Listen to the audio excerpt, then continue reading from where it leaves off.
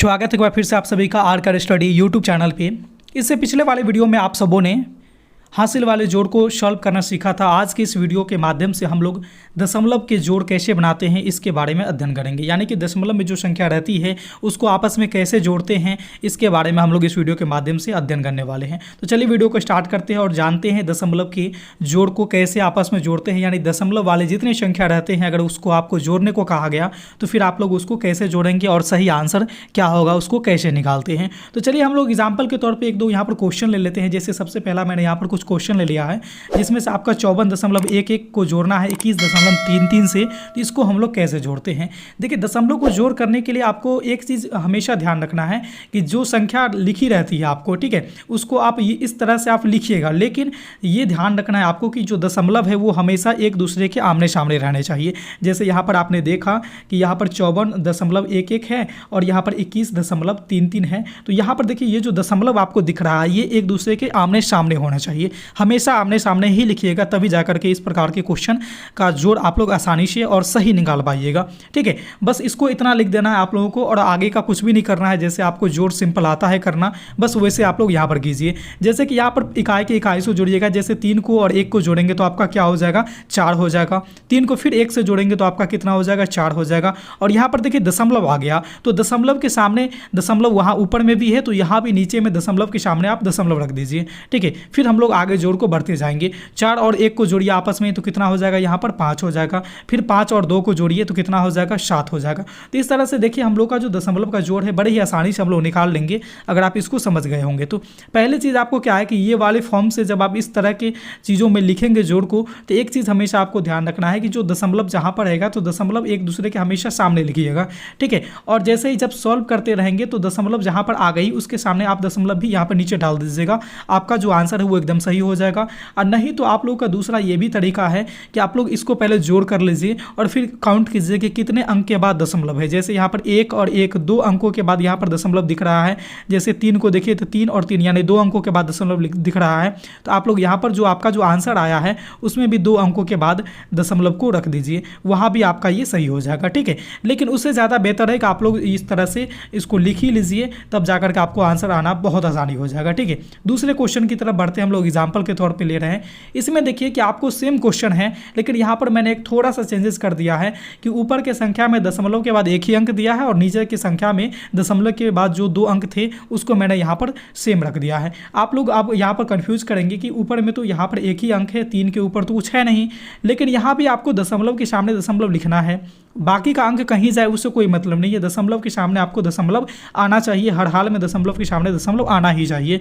यहाँ पर एक अंक छूट गया है तो देखिए एक चीज़ मैं आपको बता दूं कि दशमलव के बाद जहाँ पर भी एक अंक आपको छूटा मिलेगा जोड़ में आप वहाँ पर क्या है कि शून्य आसानी से बैठा सकते हैं, उसका वहाँ पे कोई दिक्कत नहीं होने वाली है। तो यहाँ पर 1 के बाद हम लोग क्या है ना कि 0 आराम से बैठा सकते हैं, कोई प्रॉब्लम यहाँ पे नहीं होने वाली है। अगर आप 0 नहीं भी देंगे तो मन में लेकर के चल सकते हैं कि 3 के ऊपर 0 है, इस तरह से भी आप जोड़ कर सकते हैं, लेकिन अगर आप 0 दे भी देंगे फिर भी आपका कोई फर्क नहीं पड़ने वाला है। तो यहाँ पर 1 के बाद क्या कर देंगे, यहाँ पर 0 हम लोगों ने लिख दिया। अब देखिए नीचे और ऊपर दोनों दशमलव के बाद अंकों की संख्या बराबर हो गई। अब 0 और 3 को जोड़ेंगे तो हमारा कितना हो जाएगा 3, और 3 और 1 को जैसे ही जोड़िएगा तो आपका कितना हो जाएगा 4, और दशमलव है तो फिर यहाँ पर आपको दशमलव लिख देना है। फिर 4 और 1 को जैसे ही जोड़िएगा तो आपका हो जाएगा 5, और 5 और 2 को जोड़ेंगे तो आपका हो जाएगा कितना 7, यानी कि आपका इसका आंसर हो जाएगा 75.43। तो 2 टाइप के हम लोगों ने क्वेश्चन को यहाँ पर हल किया दशमलव वाले। तीसरे टाइप के क्वेश्चन की तरफ हम लोग चलते हैं।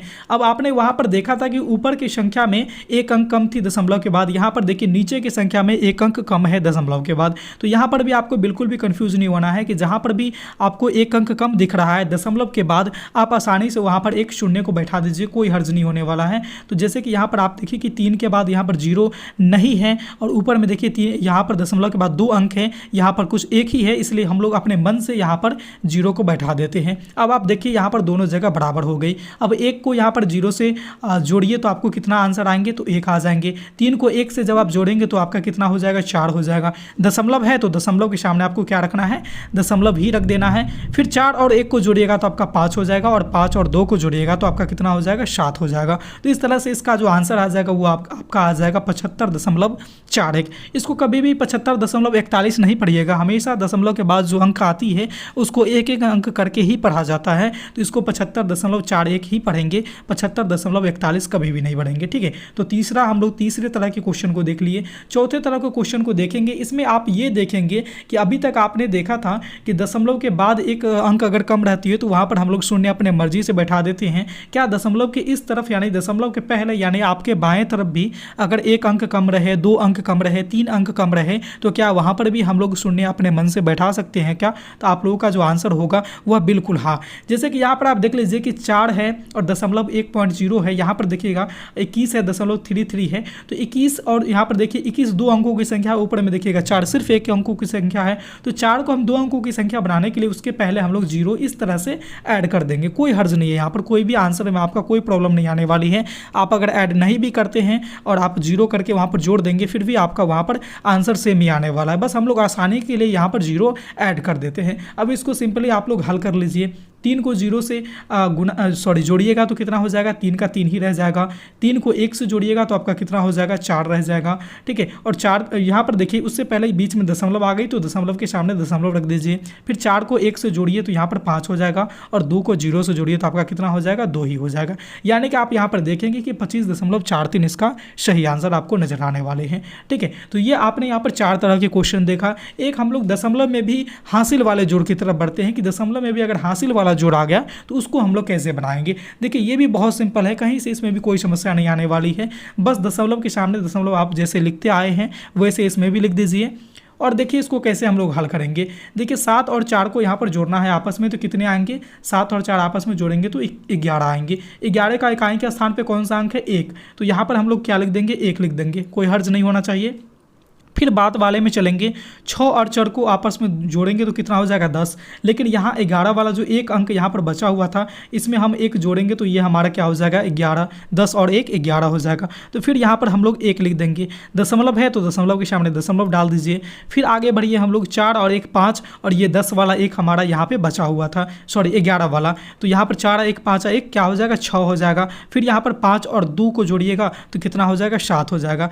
यानी कि इसका जो आंसर है वह आपका कितना हो जाएगा? 76.11 हो जाएगा। यानी फिर से समझिए 7 और 4 को जोड़े तो 11 का 1 हमने यहाँ पर लिखा, 6 और 4 को जोड़े तो 10 हुआ और 11 वाला एक वहाँ पे बाकी था तो 10 1 11 हो गया। तो 11 का 1 फिर भी यहाँ पर लिख दिया। अब दशमलव आ गया सामने में तो दशमलव के सामने दशमलव रख दिया। फिर 4 और 1 को जोड़ेंगे तो 5 और वो 11 वाला एक था हमारा तो 5 और 1 हमारा यहाँ पे 6 हो जाएगा। और 5 और 2 को जैसे ही आप जोड़ेंगे तो आपका क्या हो जाएगा? 7 हो जाएगा। यानी कि 76.11 इसका जो है आंसर हो जाएगा जोड़ने के बाद। तो इस तरह से हम लोग को कोई भी दशमलव का अगर जोड़ आता है तो हम लोग बड़े ही आसानी से उसको इस तरह से हल कर लेंगे। बस एक ही चीज़ आपको ध्यान में रखनी है कि दशमलव के सामने दशमलव आपको रखना है, जहाँ पे दशमलव है उसके सामने आप दशमलव रख दीजिए। कहीं पे लग रहा है कि आपको 10 के बाद यहाँ पर 9 3 1 है और यहाँ पर आपको 9.1 ही दिया है, यहाँ पर 2 अंक खाली जा रहा है तो आप लोग अपने मर्जी से यहाँ पर 2 शून्य यहाँ पर दे सकते हैं। जोड़ में कोई फर्क नहीं पड़ने वाला है, आप लोगों का आसानी से वहाँ पे बन जाएगा। कोई भी आंसर में गड़बड़ी नहीं होगी, आप लोग ईजिली वहाँ पर आसानी से बना सकते हैं, ठीक है। तो आई होप कि आपको ये दशमलव का जो जोड़ निकालना था वो आप लोगों को समझ में आ गई है। अगर समझ में आ गई है तो आपके लिए भी मैं इस वीडियो में एक सवाल देता हूँ, उसको आप लोगों का हल करना है। ये सवाल आपके सामने है और हल करके आपके कितने आंसर आते हैं आप लोग कमेंट के माध्यम से हमें ज़रूर बताइएगा।